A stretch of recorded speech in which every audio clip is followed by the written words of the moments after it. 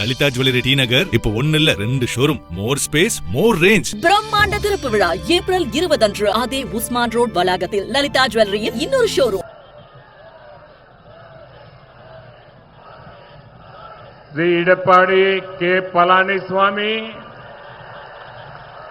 श्री नयनार नागेंद्रन,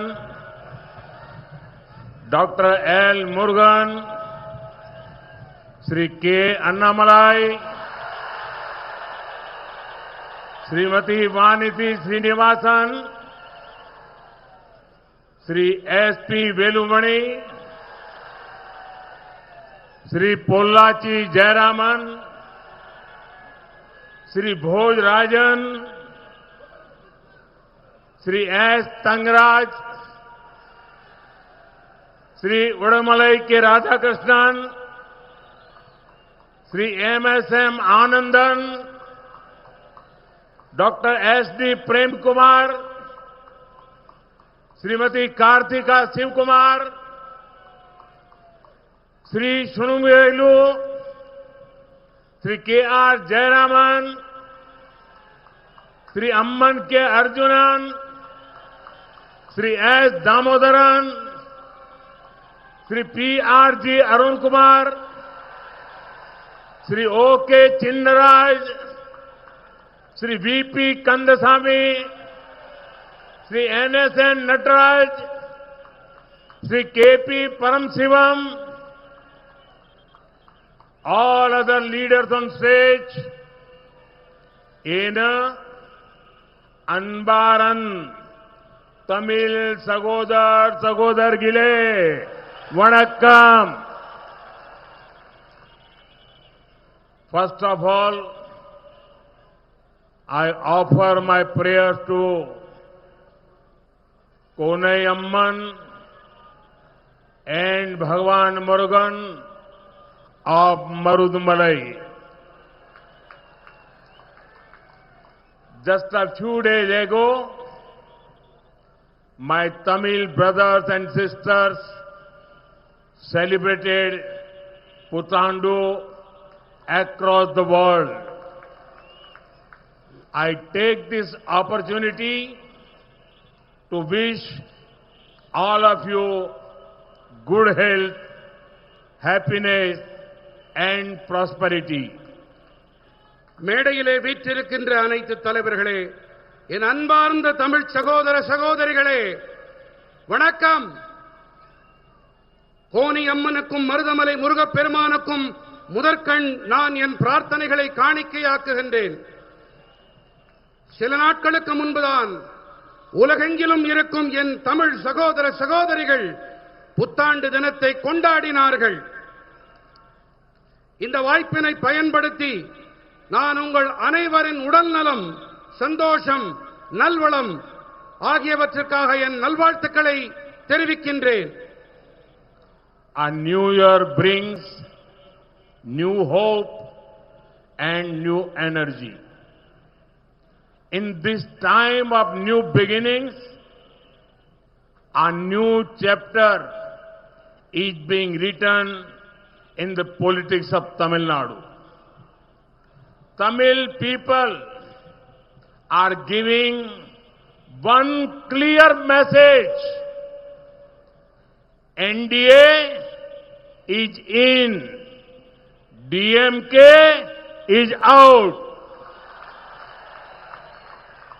புத்தாண்டு என்பது புதிய நம்பிக்கை, புதிய சக்தியை கொண்டு வருவது. புதிய தொடக்கம் எனும் இந்த வேளையிலே தமிழ்நாட்டின் அரசியலில் ஒரு புதிய அத்தியாயம் எழுதப்பட்டுக் கொண்டிருக்கின்றது. தமிழ் மக்கள் தெளிவான ஒரு செய்தியினை அளிக்கிறார்கள். என்டிஏவின் வெற்றி, திமுகவின் வெளியேற்றம். Friends, Kongu Nadu, especially Kovai, is a land of hard-working and affectionate people. You have always stood firmly with the politics of development with BJP, NDA. और इसलिए मैं जब भी यहां आता हूं मुझे एक अपनेपन का भाव महसूस होता है। கொங்கு நாட்டு மக்களே, குறிப்பாக கோவை கடும் உழைப்பாளிகளுக்கும் பாசமிகு மக்களுக்கும் சொந்தமான பூமி. வளர்ச்சி அரசியலுக்கு பக்கபலமாக பிஜேபி தேசிய ஜனநாயக கூட்டணிக்கு உற்ற தோழனாக நீங்கள் எப்போதுமே உறுதியாக இருந்து வந்திருக்கிறீர்கள். ஆகையால்தான் நான் இங்கே எப்போது வந்தாலும் நான் உங்களில் ஒருவனாக உணர்கின்றேன். आज अपनों के बीच मैं अपनी पीड़ा और अपना गुस्सा व्यक्त करना चाहता हूं। In 2023, we passed the Nari Shakti Vandan Abhiyan, Adhiniyam. And on the 16th of this month, we took a historic step to move towards implementing women's reservation in Parliament and legislative assemblies. மக்களே, இன்று நம்மவர்களிடையே நான் என்னுடைய வருத்தத்தையும் என்னுடைய ஆதங்கத்தையும் முன்வைக்க விரும்புகின்றேன். 2023ஆம் ஆண்டிலே நாம் பெண்கள் இடஒதுக்கீட்டு சட்டத்தை நிறைவேற்றினோம். இந்த மாதம் 16ஆம் தேதி என்று நாடாளுமன்றத்திலும் சட்டப்பேரவைகளிலும் பெண்கள் இடஒதுக்கீட்டை அமல் செய்யும் வரலாற்று பூர்வமான அடியெடுப்பை படியினை நாம் எடுத்து வைத்தோம். मैंने पर्सनली सारी पॉलिटिकल पार्टी से इसे सपोर्ट करने की अपील की थी.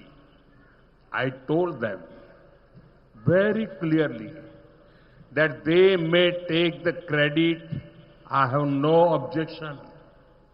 I only wanted sisters from ordinary families to be able to come to Parliament and Vidhan Sabha in greater numbers.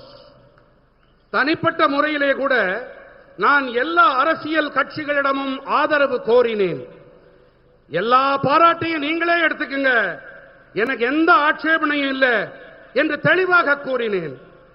ஆனா எனக்கு வேணுங்கிறதெல்லாம் ஒண்ணுதான், சாதாரண குடும்பங்களைச் சேர்ந்த என்னுடைய சகோதரிகள் நாடாளுமன்றத்துக்கும் சட்ட பேரவைகளுக்கும் அதிக எண்ணிக்கையிலே வர வேண்டும் என்பது மட்டுமே என்னுடைய ஆசை.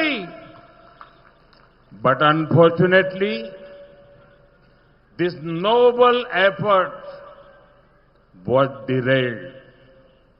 DMK, Congress and their allies made it a target of hatred and petty politics.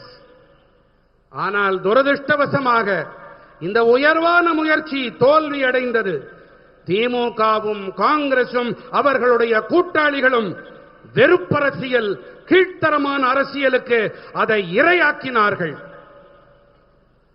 If this bill had been passed, many Tamil women from ordinary families would become MPs and MLAs. Basis the 2011 census, Tamil Nadu was going to get so many more seats, but clearly DMK did not want to this happen. Anyhow, the DMK's actions are now very, very clearly exposed. இந்த மசோதா மட்டும் சட்டமாகி இருந்தால் சாதாரண குடும்பங்களைச் சேர்ந்த பல பெண்கள் எம்பிக்களாகவும் எம்எல்ஏக்களாகவும் ஆகியிருப்பார்கள்.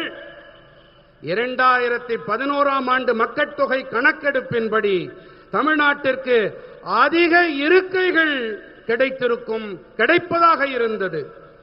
ஆனால் தெளிவாக இதை திமுக விரும்பவில்லை. இப்போது திமுகவின் செயல்கள் தெளிவாக அம்பலமாகிவிட்டன, குட்டு வெளிப்பட்டு விட்டது. by wearing black clothes, DMK cannot cover up their wrong intentions. I want to tell the DMK that people know your black deeds. You cannot escape your black deeds any longer. Janata DMK के काले कारनामे अच्छी तरह से जान चुकी है। झूठ फैलाने से डीएमके के काले कारनामे छिपने वाले नहीं है। கருப்பு உடைகள் அணிந்து திமுக தங்களுடைய தீய எண்ணங்களுக்கு திரை போட்டு விட முடியாது என்று திமுகவுக்கு நான் கூறிக்கொள்ள விரும்புகின்றேன். உங்களுடைய கெட்ட செயல்களின் பலன்களிலிருந்து உங்களால் இனி தப்பவே முடியாது. மக்கள் உங்களின் உண்மையான முகங்களை தெரிந்து கொண்டு விட்டார்கள். பொய்களை பேசித் திரியும் திமுகவால் இனிமேல் புரட்டுக்களை புனை சுருட்டுக்களை மறைக்க முடியாது. और मैं तमिलनाडु की जनता को एश्योर करता हूं, I assure you all that this is nothing the end of our fight. This is just the beginning. BJP और एनडीए आपके अधिकारों के लिए संघर्ष करते रहेंगे. தமிழர்களே, உங்களுக்கு நான் ஒன்று உறுதிபட கூறிக்கொள்ள விரும்புகின்றேன். இது எங்களுடைய போராட்டத்தின் முடிவு அல்ல, இது தொடக்கம்தான்.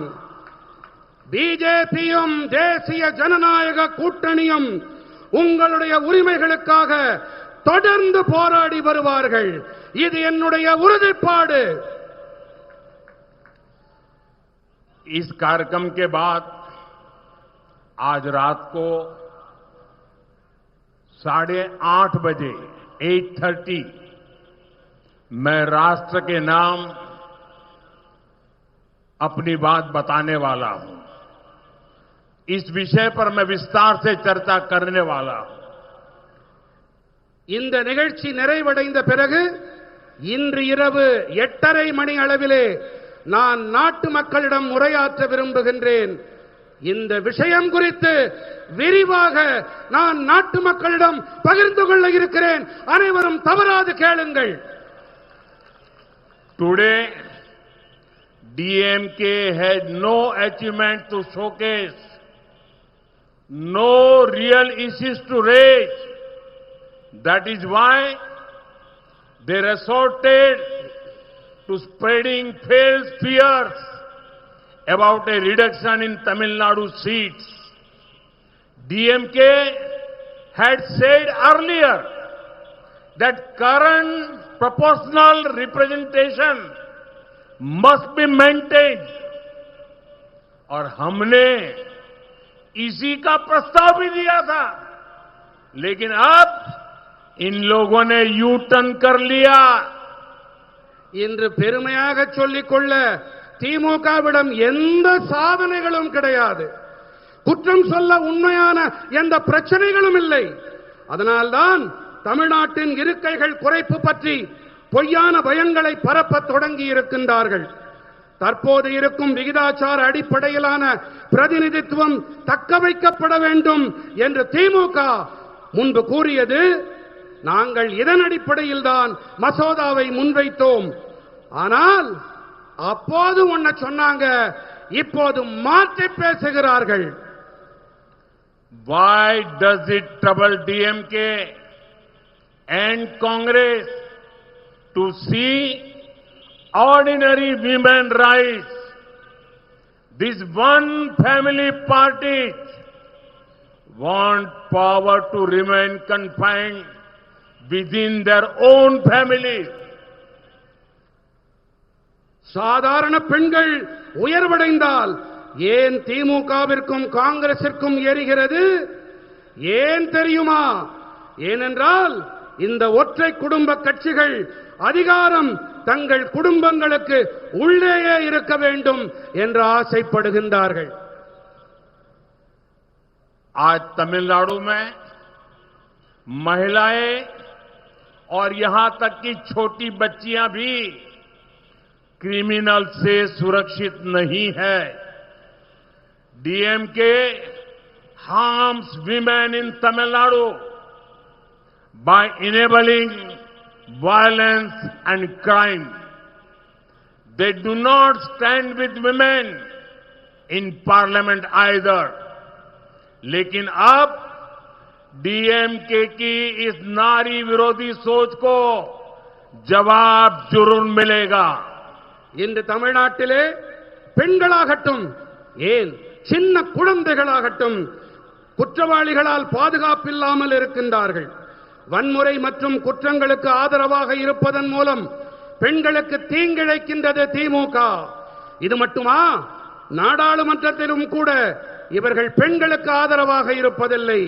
ஆனால் இப்போது பெண்களுக்கு எதிரான எண்ணப்பாட்டிற்கு சரியான பதில் திமுகவிற்கு கண்டிப்பாக கிடைக்கும்.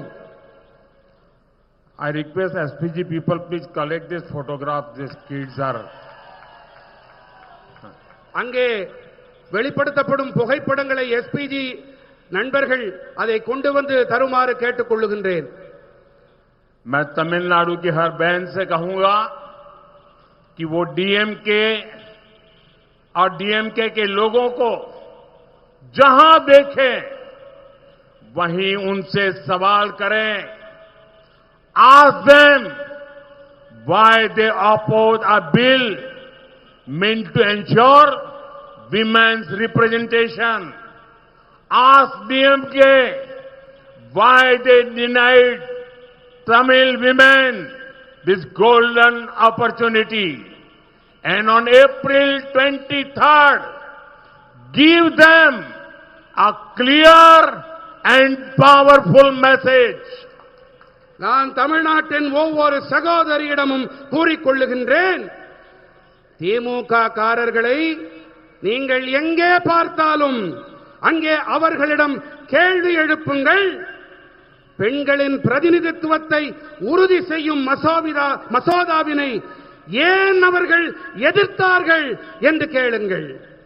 பெண்களுக்கான இந்த பொன்னான வாய்ப்பை ஏன் தமிழ் பெண்களுக்கு மறுத்தார்கள் என்று கேளுங்கள். மேலும் ஏப்ரல் மாதம் 23ஆம் தேதி என்று தெளிவான பலமான செய்தியினை அவர்களுக்கு நீங்கள் அளியுங்கள். I see Tamil Nadu as an important engine of growth for India. In the last 11 years, the center has provided more than 14 lakh crore rupees to Tamil Nadu. This has come as tax devolution, as highways, airports, railways and welfare schemes. Congress और DMK जब दिल्ली में राज करते थे तब तमिलनाडु को जितने पैसे मिले थे ये धनराशि उससे कई गुना ज्यादा है. இந்தியாவின் வளர்ச்சிக்கான முக்கியமான என்ஜினாக தமிழ்நாட்டினை நான் பார்க்கின்றேன். கடந்த 11 ஆண்டுகளாக 14 லட்சம் கோடி ரூபாய்க்கும் அதிகமான நிதியை தமிழ்நாட்டிற்கு மத்திய அரசு அளித்திருக்கின்றது. இது நிதி பகிர்வாக நெடுஞ்சாலைகள், விமான நிலையங்கள், ரயில்வே துறை மற்றும் நலத்திட்டங்களாக அளிக்கப்பட்டிருக்கின்றன. காங்கிரசும் திமுகவும் ஆட்சி செய்த காலத்திலே தமிழ்நாட்டிற்கு அளிக்கப்பட்ட நிதியை விட இந்த தொகை பல மடங்கு அதிகம். Over the past 5 years, two things have increased to record levels in Tamil Nadu. The first is one family's wealth, and the second is Tamil Nadu's death. the DMK's top family is becoming richer and richer, while the debt on each person of Tamil Nadu is becoming more and more.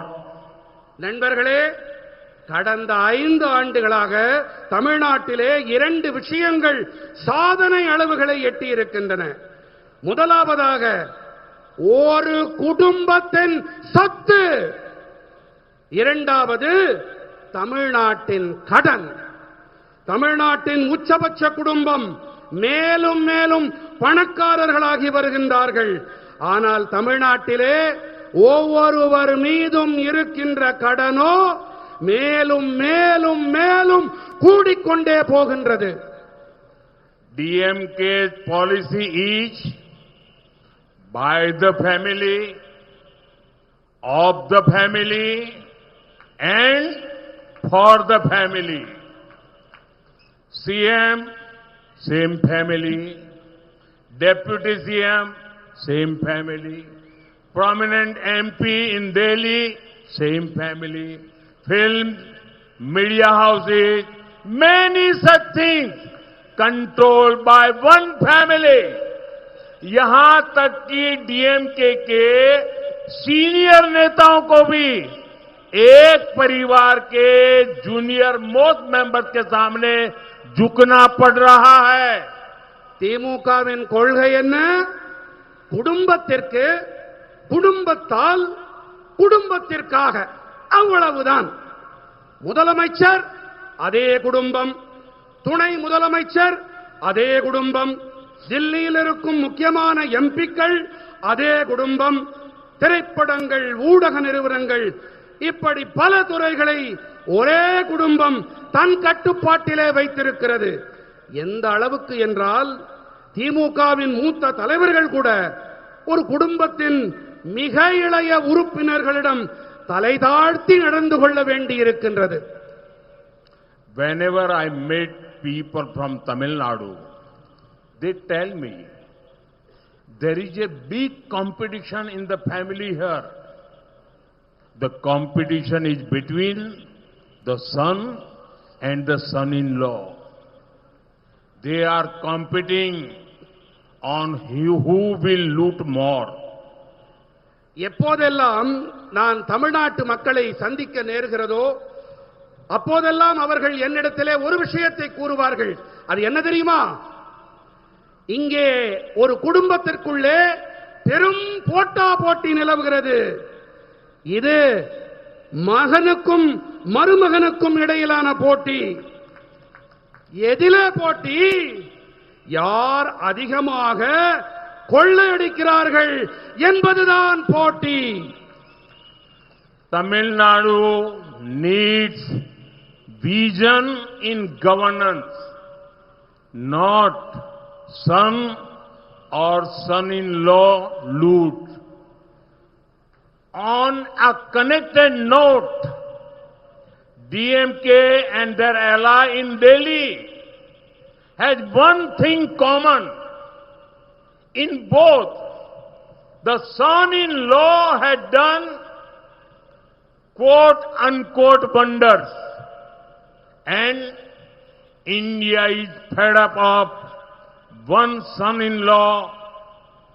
Tamil Nadu is fed up of another son-in-law. इन दोनों परिवारों के भ्रष्टाचार से जनता बहुत परेशान है. ஆளுகையில் தொலைநோக்கு தான் இன்று தமிழ்நாட்டுக்கு அத்தியாவசியமான தேவை. மகன் மருமகன் அடிக்கும் கொள்ளை அல்ல. அதேபோல திமுகவிலும் தில்லியில் அவர்களுடைய கூட்டாளிக்கும் இடையே ஒரே ஒரு ஒற்றுமை. இரண்டு கட்சிகளிலும் மருமகன்கள் மேற்கோள் என்னவென்றால் அதிசயங்களை நிகழ்த்தி இருக்கின்றார்கள். இந்தியா ஒரு மகனால் ஒரு மருமகனால் சலித்து போய்விட்டது. இன்னொரு மருமகனால் தமிழ்நாட்டு சரித்து போய்விட்டது. இந்த இரண்டு குடும்பங்களின் ஊழலால் மக்கள் பெரும் வேதனையில் இருக்கின்றார்கள்.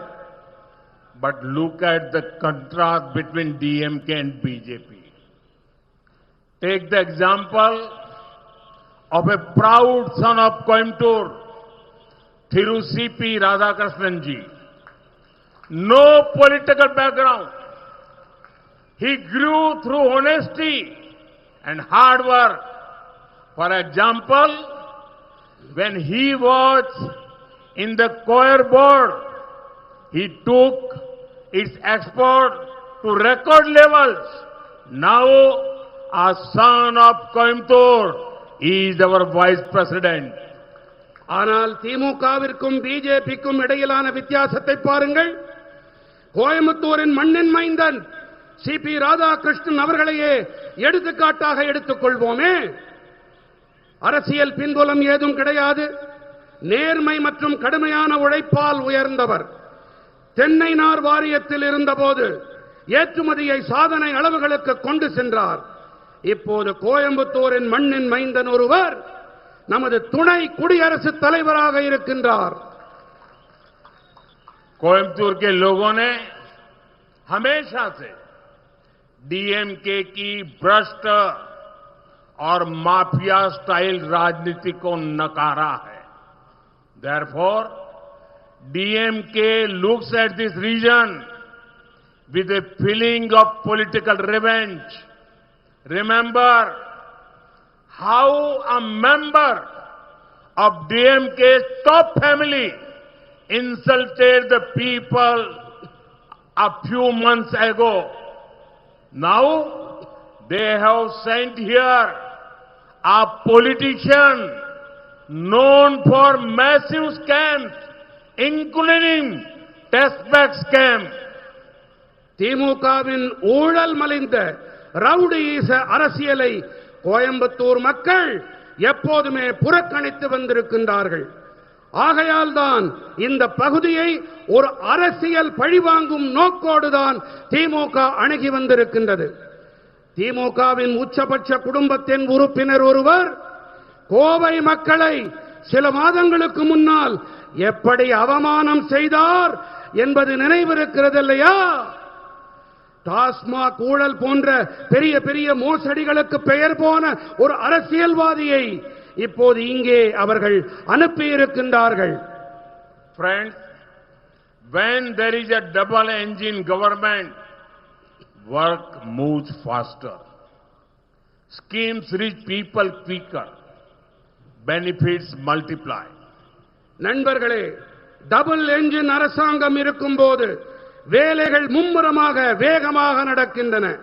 மக்கள் நல திட்டங்கள் விரைவாக மக்களை சென்றடைகின்றன. ஆதாயங்கள் பல மடங்காகின்றது. Take the PM Suryagar scheme for example. For now, it has reached only 8,000 homes in Coimbatore. Each home got about 75,000 rupees subsidy for rooftop solar from central government. So 8,000 homes means total about 60 crore rupees given by the center. பிரதம மந்திரி சூரிய சக்தி வீடுகள் திட்டத்தையே எடுத்துக்காட்டாக எடுத்துக்கொள்வோமே. இப்போது இது கோயம்புத்தூரில் 8,000 வீடுகளை மட்டுமே சென்றடைந்திருக்கிறது. ஒவ்வொரு வீட்டிற்கும் இந்த கூரை மீதான சூரிய சக்தி அமைப்பிற்கு சுமார் 75,000 ரூபாய் மத்திய அரசு தரப்பிலிருந்து மானியம் கிடைத்தது. ஆக 8,000 வீடுகள் என்றால் சுமார் 60 கோடி ரூபாயை மத்திய அரசு அளித்திருக்கின்றது. But benefit does not stop at subsidy. Solar power cuts electricity bills. People save money. According to one calculation, each home saves about 2,000 rupees every month on power bills. 8,000 homes together save about 1.6 crore rupees every month.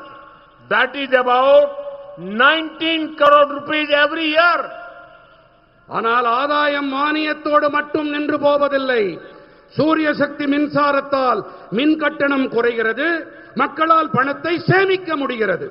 மின் கட்டணத்தால் மட்டுமே ஒவ்வொரு வீடும் சுமார் 2000 ரூபாய் மாதந்தோறும் சேமிக்கிறது என்கிறது ஒரு கணக்கீடு. 8000 வீடுகள் ஒட்டுமொத்தமாக சுமார் 1.6 கோடி ரூபாயை ஒவ்வொரு மாதமும் சேமிக்கின்றார்கள். அப்படி என்றால் ஒவ்வொரு ஆண்டும் 19 கோடி ரூபாய் சேமிப்பு. With an active state government, if the scheme reaches 1 lakh homes, imagine the impact. The business for local solar vendors goes up.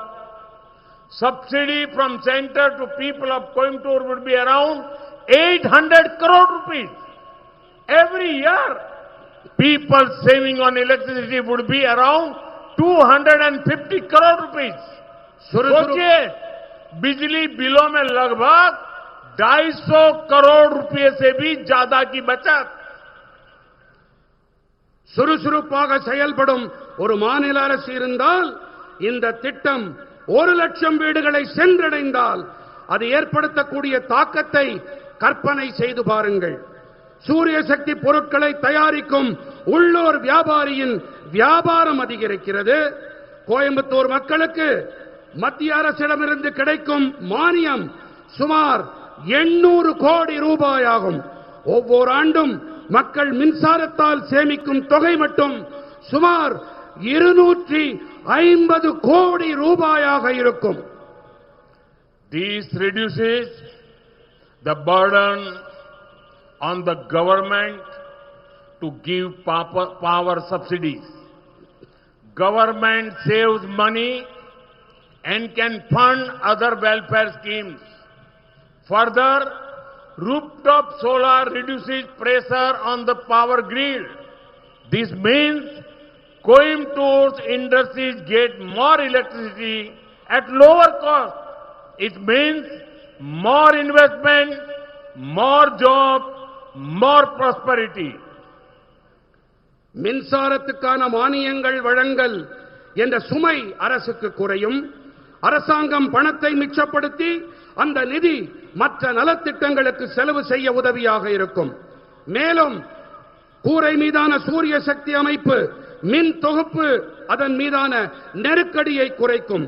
இதன் காரணமாக குறைவான கட்டணத்தில் கோயம்புத்தூரின் தொழிற்சாலைகளுக்கு அதிக மின்சாரம் கிடைக்கும். இதன் விளைவாக அதிக முதலீடு, அதிக வேலை வாய்ப்பு, அதிக செல்வ செழிப்பு. यह नागरिकों को शक्तिशाली बनाने का, पीपल को एम्पावर करने का उत्तम प्रयास है. You are getting power and you are getting empowered. உங்களுக்கு நல்ல மின்சாரம் கிடைக்கின்றது, அதே போல உங்களுக்கு அதிகாரம் பகிர்ந்தளிக்கவும் செய்யப்படுகின்றது.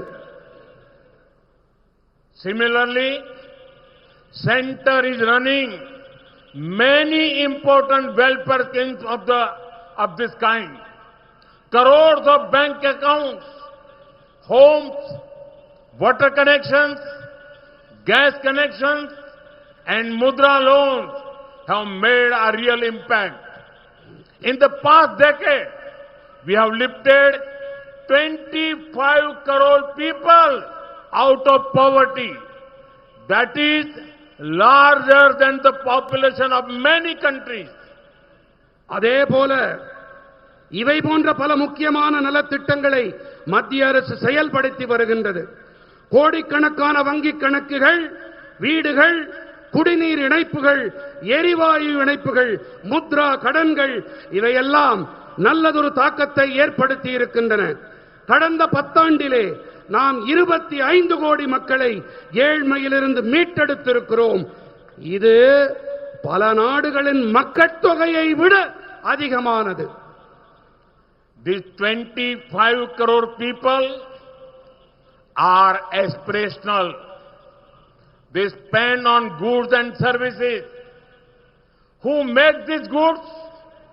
Small industries in places like Coimbatore. Who sells them? Local businesses and shop runs by the middle class. Who work there? Youth from the middle class. இந்த 25 கோடி மக்கள் முன்னேற துடிக்கும் ஆர்வம் உடையவர்கள். சரக்குகள் மற்றும் சேவைகளை பெற அவர்கள் செலவு செய்கின்றார்கள். யார் இந்த சரக்குகளை தயாரிக்கின்றார்கள்? கோயம்புத்தூர் போன்ற இடங்களில் இருக்கும் சிறிய தொழிற்சாலைகள் தாம். யார் விற்பனை செய்கின்றார்கள்? நடுத்தர வர்க்கத்தினர் நடத்தி வரும் உள்ளூர் வியாபாரிகளும் கடைகளும் தான். யார் அங்கே வேலை பார்க்கின்றார்கள்? நடுத்தர வர்க்கத்தைச் சேர்ந்த இளைஞர்கள் தாம். So, when central schemes are implemented without delay, both poor and middle class benefit. Growth reaches everyone. This is why Tamil Nadu needs a double engine NDA government. ஆக மத்திய அரசின் நலத்திட்டங்கள் தாமதமில்லாமல் அமல் செய்யப்படும் போது ஏழை மற்றும் நடுத்தர வகுப்பினர் பலன் அடைகின்றார்கள். வளர்ச்சி அனைவரையும் சென்றடைகின்றது. இதனால்தான் தமிழ்நாட்டிற்கு டபுள் என்ஜின் தேசிய ஜனநாயக கூட்டணி அரசாங்கம் மிக மிக தேவை. Friend, we care about your savings. Before 2014, an income of 12 lakh rupees meant paying up to 2 lakh rupees in tax. Today, on 12 lakh rupees, the tax is zero. That is direct saving in the hands of the middle class. We added another layer of relief by reducing GST rates. So, people pay less when they buy goods and services. सोचिए middle class को इससे कितना फायदा होगा. நண்பர்களே, உங்கள் சேமிப்பு குறித்து நாங்கள் அக்கறை எடுத்துக் கொள்ளுகின்றோம். 2014ஆம் ஆண்டிற்கு முன்பு 12 லட்சம் ரூபாய் வருமானத்திற்கு 2 லட்சம் வருமான வரி கட்ட வேண்டியிருந்தது. இன்று 12 லட்சம் ரூபாய் வரை வரியே கிடையாது.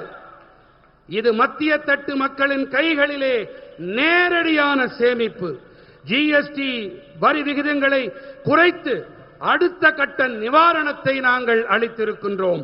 அந்த வகையிலே சரக்குகளையும் சேவைகளையும் மக்கள் வாங்கும்போது மக்கள் குறைவாக செலவு செய்கின்றார்கள். நடுத்தர மக்களுக்கு எத்தனை ஆதாயம் பாருங்கள்.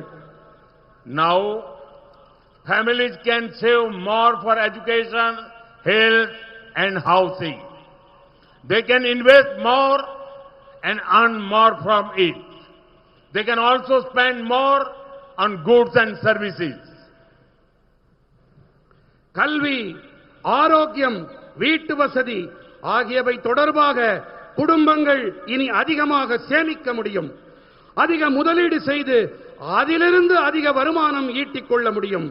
அதேபோல சரக்குகள் சேவைகள் தொடர்பாக அதிகம் செலவும் செய்ய முடியும். When demand increases, it boosts production in factories. It supports small businesses and local markets. So tax saving drive growth across the entire economy. Bharat के एमएसएमई सेक्टर को फायदा होगा, अर्थव्यवस्था मजबूत होगी और इसका बहुत बड़ा फायदा तमिलनाडु को होगा. தேவை அதிகரிக்கும் போது தொழிற்சாலைகளில் உற்பத்தி ஊக்கப்படுகிறது. இது சிறிய வியாபாரங்கள் மற்றும் உள்ளூர் சந்தைகளுக்கு ஆதரவாக இருக்கிறது. அந்த வகையிலே சேமிப்பு காரணமாக ஒட்டுமொத்த பொருளாதாரம் முழுக்கவும் அதன் வளர்ச்சி ஊக்குவிக்கப்படுகிறது. இந்தியாவிலே சிறு குறு நடுத்தர தொழில்களுக்கு ஆதாயம் ஏற்படும், பொருளாதாரம் வலுப்பெறும். இது தமிழ்நாட்டிற்கு பெரும் ஆதாயத்தை ஈட்டித் தரும். Let us take health as a sector.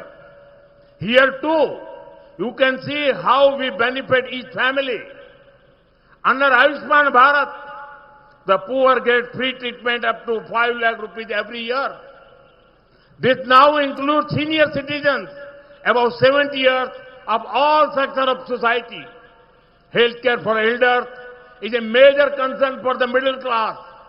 We have taken care of that. आपके सेहत की, आपके घर में बुजुर्गों के सेहत की, बच्चों के सेहत की चिंता एनडीए सरकार कर रही है। நாட்டில் உடல் நலத்துறையை எடுத்துக் கொள்வோமே, இங்கேயும் கூட ஒவ்வொரு குடும்பத்துக்கும் எப்படி ஆதாயம் ஏற்படுகிறது என்று பார்க்கலாமா? ஆயுஷ்மான் பாரதம் திட்டப்படி ஒவ்வொரு ஆண்டும் 5 லட்சம் ரூபாய் வரை இலவச சிகிச்சை ஏழை மக்களுக்கு அளிக்கப்படுகின்றது. இது இப்போது விரிவாக்கம் செய்யப்பட்டு 70 வயதுக்கு மேற்பட்ட அனைத்து தரப்பு மூத்த குடிமக்களுக்கும் அளிக்கப்படுகின்றது. நடுத்தர தட்டு மக்களுக்கு மூத்தவர்களின் உடல் நல பராமரிப்பு பெரும் கவலை தரும் விஷயம். அதற்கும் நாம் தீர்வளித்திருக்கின்றோம். உங்கள் ஆரோக்கியம், உங்கள் வீட்டு முதியோர் உடல் நலம், குழந்தைகளின் ஆரோக்கியம் ஆகியவற்றின் மீது தேசிய ஜனநாயக கூட்டணி அரசு அக்கறை கொள்ளுகின்றது. At Jan Aushadhi stores, medicines are up to 80% cheaper. Some estimates say that each family saves about 12,000 rupees every year due to this Jan Aushadhi Kendra. Kidney patients need frequent dialysis. Each session can cost thousands. But the Pradhan Mantri National Dialysis Program provides free dialysis for the poor. மக்கள் மருந்தகங்களில் மருந்துகள் 80% விலை மலிவாக இருக்கின்றது. இதன் காரணமாக ஆண்டுதோறும் ஒவ்வொரு குடும்பமும் சுமார் 12,000 ரூபாயை சேமிப்பதாக சில மதிப்பீடுகள் கூறுகின்றன. சிறுநீரக நோயாளிகளுக்கு அடிக்கடி டயாலிசிஸ் செய்ய வேண்டியிருக்கிறது. ஒவ்வொரு முறையும் இதற்கு ஆயிரக்கணக்கான ரூபாய் செலவாகின்றது. ஆனால் பிரதம மந்திரி தேசிய டயாலிசிஸ் திட்டத்தின்படி ஏழைகளுக்கு இலவச dialysis அளிக்கப்படுகின்றது. We also kept the prices of heart stents and knee implants. These several lakhs of rupees for the people. We have also removed GST on health insurance premiums. From free treatments to cheap medicines, from heart stents to kidney dialysis, we have taken steps to take care of the health of the senior citizens and the sick. यानी कम wealth खर्च करना और top quality health support मिलना. அதேபோல இருதய ஸ்டென்ட்கள், மூட்டு உள்வைப்புகள் ஆகியவற்றின் விலைகளுக்கு உச்சவரம்பினை நிர்ணயம் செய்தோம். இதனால் மக்களின் லட்சக்கணக்கான ரூபாய் மிச்சமானது. உடல்நல காப்பீடு தவணைகளின் மீதான ஜிஎஸ்டியை நாம் அகற்றிவிட்டோம். இலவச சிகிச்சை முதல் விலை மலிவான மருந்துகள் வரை, இருதய ஸ்டென்ட்கள் முதல் சிறுநீரக டயாலிசிஸ் வரை நாங்கள் மூத்த குடிமக்கள் நோயாளிகளின் உடல் நலனில் அக்கறை எடுத்து செயல்படுத்தி இருக்கிறோம். குறைவான செலவு, உயர்தர மருத்துவ சேவை, இதுவே எங்களின் குறிக்கோள். In November last year, I had come to Coimbatore for a summit on natural farming. It was an experience I will never forget. Hard-working, progressive farmers from Coimbatore and Tamil Nadu showed their innovations in this area. I salute our farmers. I also assure them that the double-engine NDA government in Tamil Nadu will improve their lives. DMK सरकार के कभी किसानों की चिंता नहीं की. NDA की double engine सरकार किसान कल्याण को प्रायोरिटी देगी. கடந்த ஆண்டு நவம்பர் மாதம் நான் கோயம்புத்தூருக்கு இயற்கை வேளாண்மை மாநாட்டிலே பங்கெடுக்க வந்திருந்தேன். அது மறக்க முடியாத அனுபவமாக இருந்தது. கோவை தமிழ்நாட்டின் கடினமாக உழைக்கும் விவசாயிகள் தங்கள் புதுமைகளை காட்சிப்படுத்தினார்கள். நமது விவசாயிகளுக்கு நான் தலை வணங்குகின்றேன். என்டிஏவின் டபுள் என்ஜின் அரசு தமிழர்களின் வாழ்வை மேம்படுத்தும் என்று நான் உறுதியளிக்கின்றேன். திமுக அரசு விவசாயிகளை பற்றி எந்த அக்கறையையும் காட்டவில்லை, அதற்கான எந்த முயற்சியையும் எடுக்கவில்லை. தேசிய ஜனநாயக கூட்டணியின் டபுள் என்ஜின் அரசு விவசாயிகளின் நலன்களுக்கு முதன்மை அளித்து செயல்படும். मैं आज कोयम्बटूर की इस धरती से तमिलनाडु के लोगों को कुछ गारंटी देने आया हूं. Once NDA comes to power, we will fix law and order. Our sisters' safety is our priority. இன்று என்னுடைய கோயம்புத்தூர் மண்ணிலிருந்து தமிழ்நாட்டின் மக்களுக்கு சில உத்தரவாதங்களை, கேரண்டிகளை நான் அளிக்க வந்திருக்கிறேன்.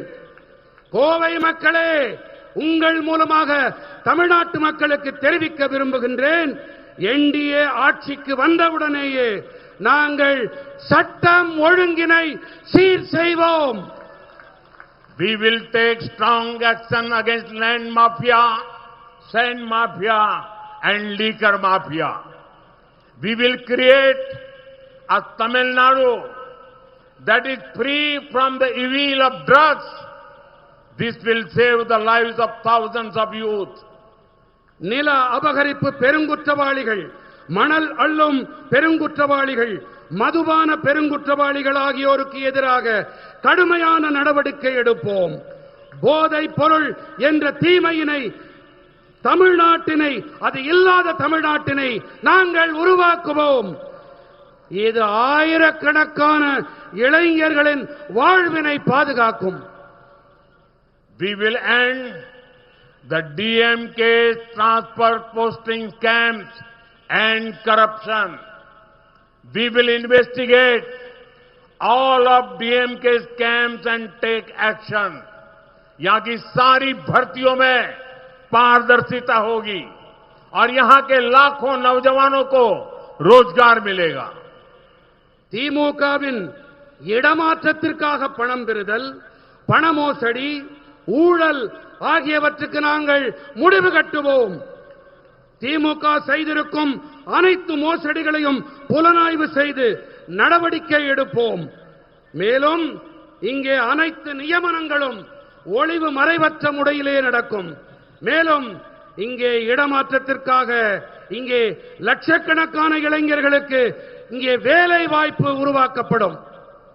मैं विशेष रूप से अपने बीजेपी के और एनडीए के कार्यकर्ता साथियों से भी कहूंगा, in the coming days reach every household in this region, meet every voter, especially first time voters and women voters. குறிப்பாக நான் பிஜேபியின் காரியகர்த்தர் நண்பர்களுக்கு ஒன்று கூறிக்கொள்ள விரும்புகின்றேன். வரவிருக்கும் நாட்களிலே இந்த பகுதியிலே இருக்கும் ஒவ்வொரு வீட்டுக்கும் செல்லுங்கள். ஒவ்வொரு வாக்காளரையும், குறிப்பாக முதல் முறை வாக்களிக்கும் வாக்காளர்கள், பெண்கள் ஆகியோரை சந்தியுங்கள். Explain NDA's vision to them, expose DMK's failures, tell people that this election is about Tamil Nadu's future. Ensure that on 23rd April, every booth witnesses record voting. आइए साथ मिलकर विकसित तमिलनाडु बनाएं, विकसित भारत बनाएं. என்டிஏவின் தொலைநோக்கரை அவர்களுக்கு விளக்கிச் சொல்லுங்கள். திமுகவின் தோல்விகளை அவர்களிடம் எடுத்துச் சொல்லுங்கள். இந்த தேர்தல் தமிழ்நாட்டின் எதிர்காலம் பற்றியது என்று அவர்களிடத்திலே உரக்கச் சொல்லுங்கள். ஏப்ரல் 23ஆம் தேதியன்று ஒவ்வொரு பூத்திலும் வரலாறு காணா வாக்களிப்பு நடப்பதை நீங்கள் உறுதி செய்யுங்கள். வாருங்கள், நாம் அனைவரும் இணைந்து வளர்ச்சியடைந்த தமிழ்நாட்டை உருவாக்குவோம், வளர்ச்சியடைந்த பாரதத்தை படைப்போம். भारत माता की, भारत माता की, भारत माता की. वणक्कम. லலிதா ஜுவல்லரி டி நகர் இப்போ ஒன்னு இல்ல 2 ஷோரூம். மோர் ஸ்பேஸ், மோர் ரேஞ்ச். பிரம்மாண்ட திறப்பு விழா ஏப்ரல் 20 அன்று அதே உஸ்மான் ரோட் வளாகத்தில் லலிதா ஜுவல்லரியின் இன்னொரு ஷோரூம்.